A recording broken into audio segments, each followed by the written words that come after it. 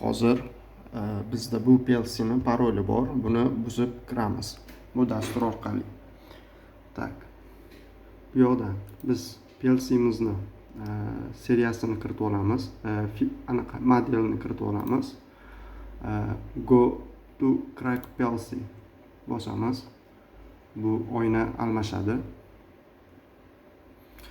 Bizda bu yoqda qaysi portga ulanganini bilib olganmiz.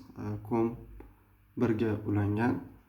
Bu yoqdan o'qini bosamiz. 2003-1706 kodimiz. Endi buni dastur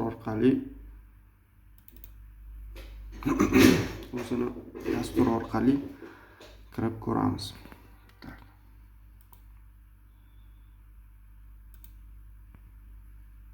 Bu yoqda ham mana ko'rib turganingizdek bizni PLC'mizni nomi kiritilgan.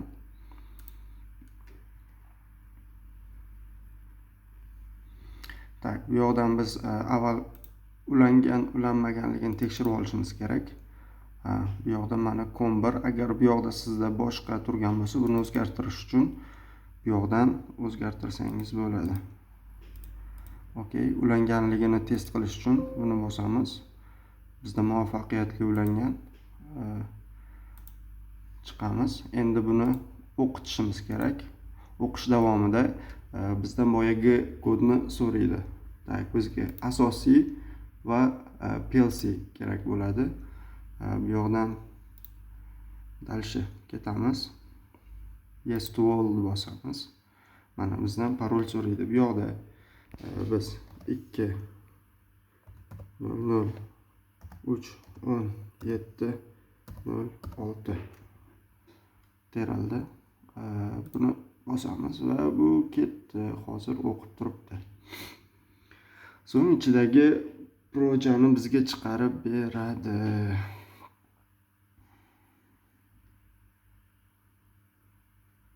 %100 bo'ldi. Zavrshit bosamiz. Bu yoqdan ham va dasturimizga kirdi. Shunaqa, bu yoqdan xohlasangiz bu yoqda monitorlardagi kodlarni yechish imkonimiz bor.